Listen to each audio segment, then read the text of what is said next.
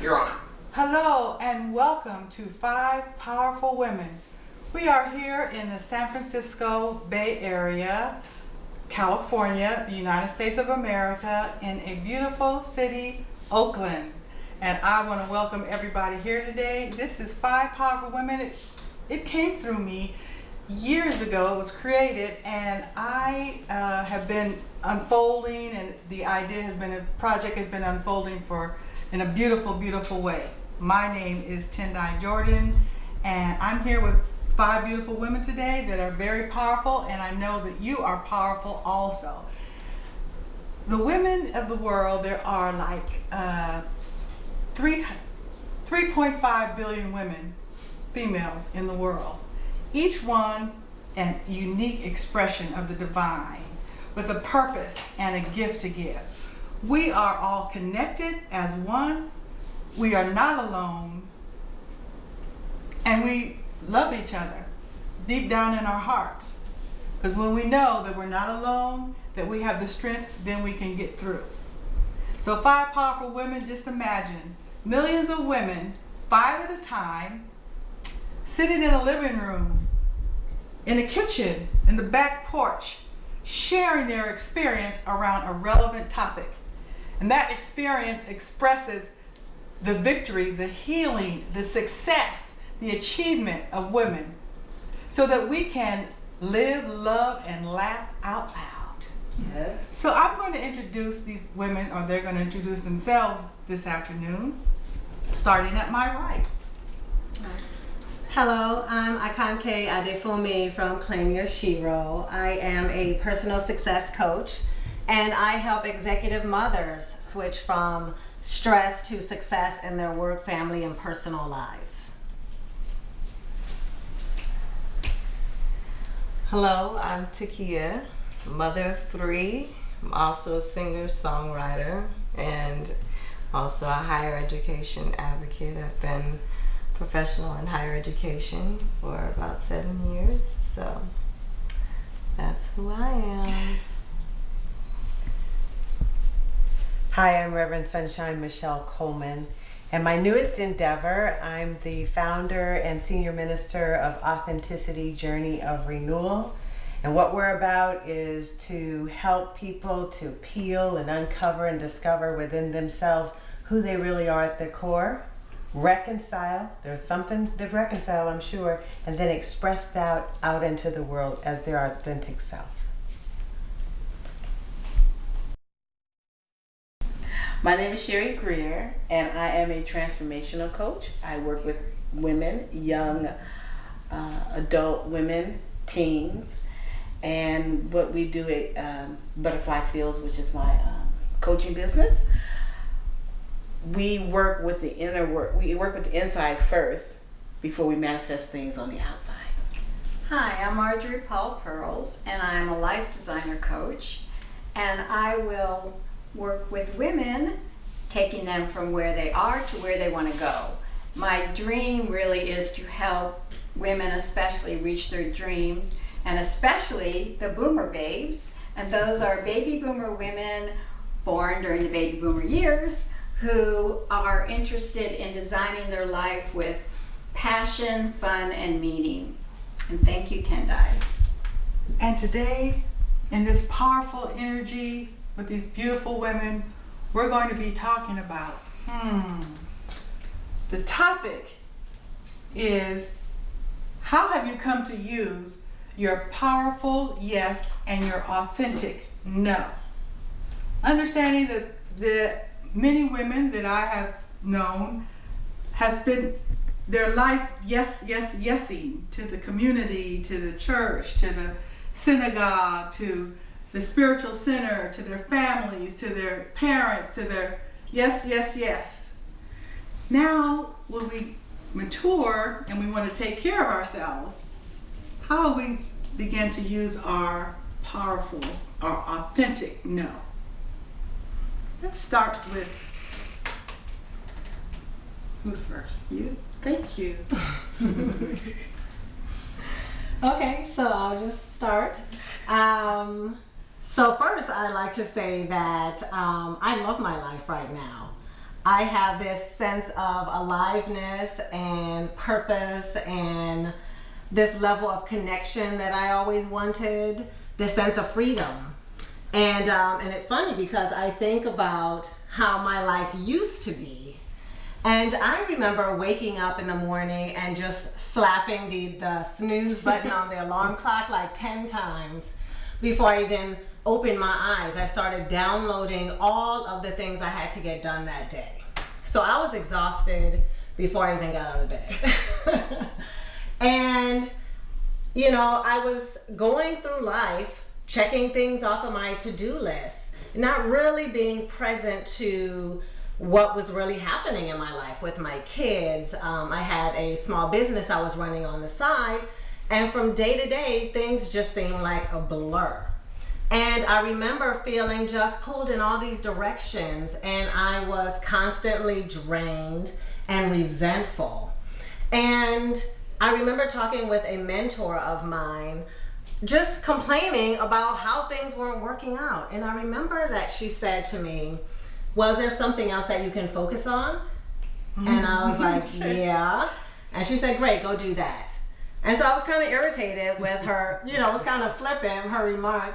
But, you know, as time progressed, I realized that she really was right. It was really about focusing my attention and my intentions toward a life that I really wanted to live, instead of being focused on what I didn't want.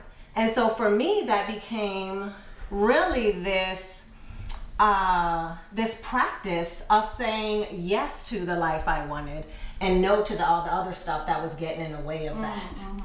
And so as I worked with her, I really started to get clear about who I was, what was really, really important to me, not what I thought should be important or what I was told should be important in my life, but really what did Akanke want for herself, for my life.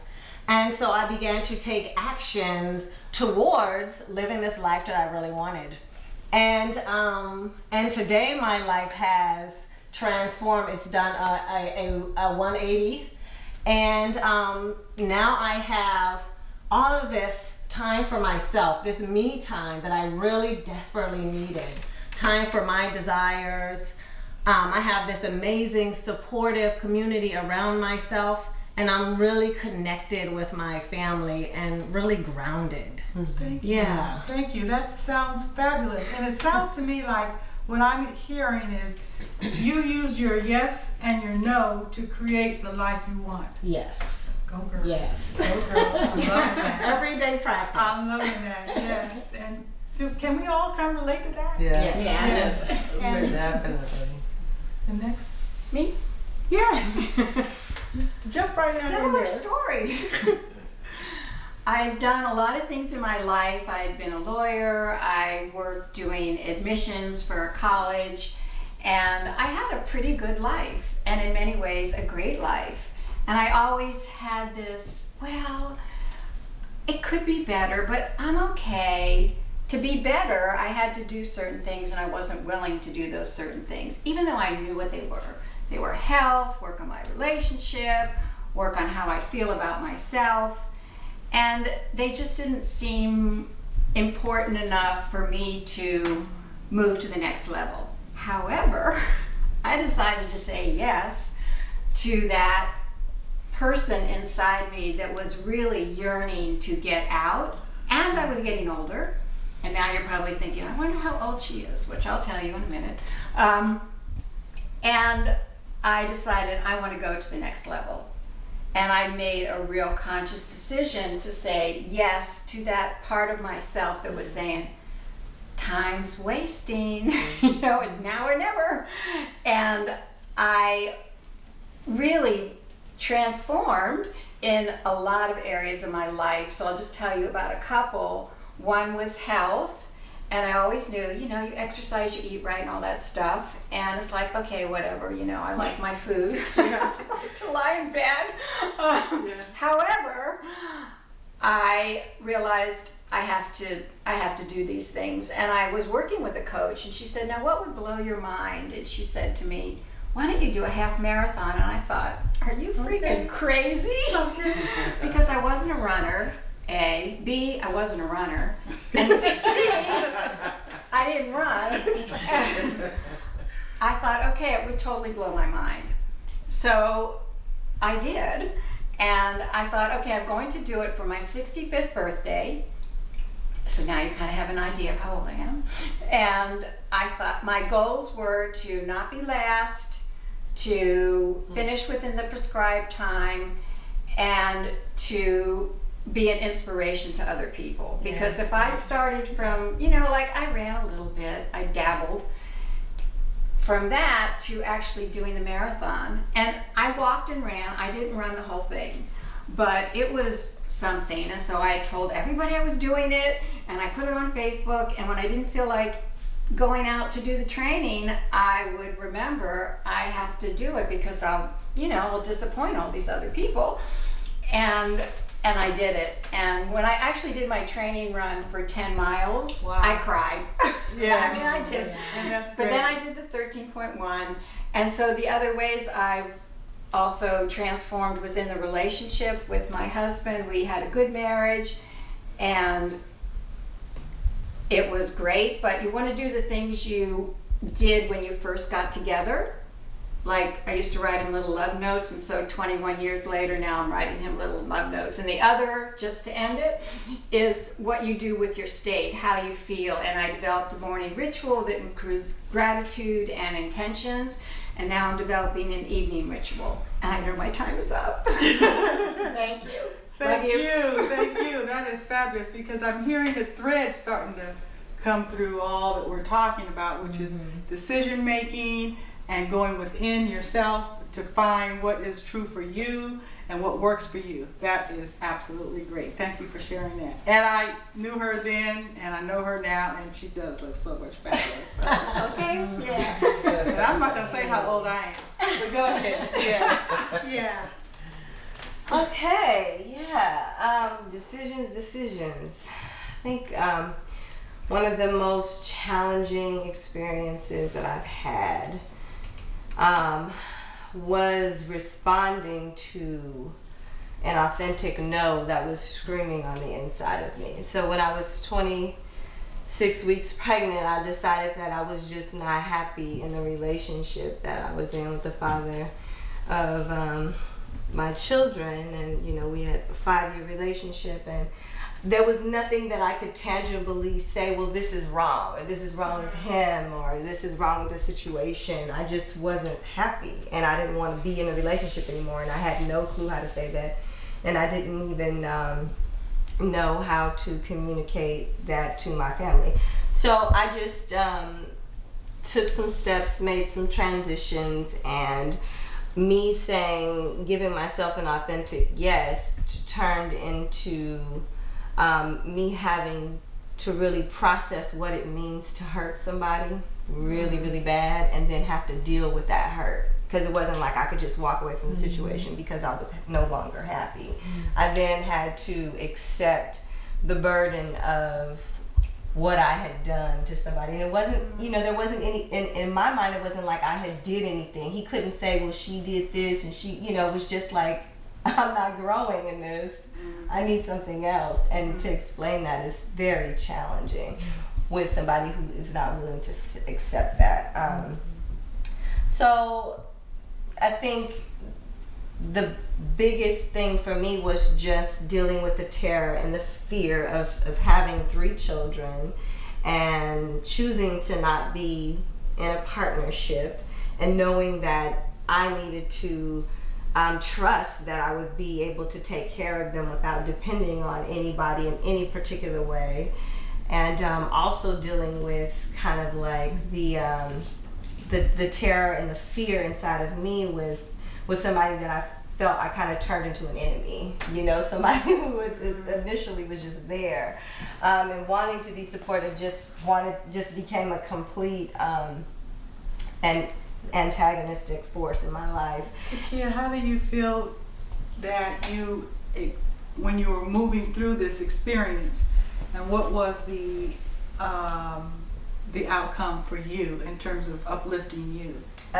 this is it forced me to fall really deep into my spiritual practice. Like the way that I understand faith and what it means to love and to wrap a situation up in love. One of the affirmations that just kept me and held me is just word on word through everything that is before me. So even when I felt fear or felt like I was dealing with an antagonistic situation, I just wrapped it up in love. Like every thought that I came, like I know that my aspiration was just that that in my mind, I saw him as my absolute best friend, the father of my children, and I still to this day see him as my absolute best friend and a great co-parent.